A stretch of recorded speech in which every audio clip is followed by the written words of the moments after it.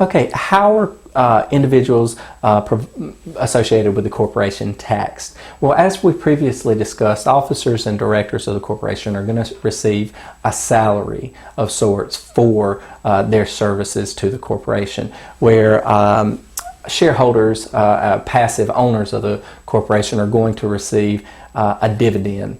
Well, the corporation itself, if it's a C corporation, is going to be subject to taxation as an entity itself. So there'll be an applicable corporate tax rate for the entity, and that's a tiered tax rate similar to the tax rate seen by individuals, right? And they're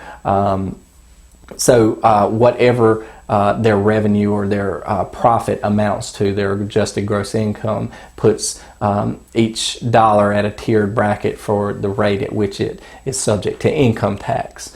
Okay, so after the corporation has paid from its profits those income taxes, it may distribute any of the retained earnings, any of the profits to shareholders of the corporation. Now, shareholders receive dividends, right? So shareholders are passive owners of the corporation. So those dividends are taxed at a dividend rate, and they're not subject to self-employment taxes as they would be in some other types of entities, like a partnership, or in some cases the limited liability company, members of the limited liability company. So again, it's a dividend rate, and they're taxed at that structure. The officers and directors who receive a salary from the corporation are going to pay taxes on that salary. If they receive current funds, then it'll be subject to their applicable income tax rate. If they receive some form of equity compensation, there are a number of methods by which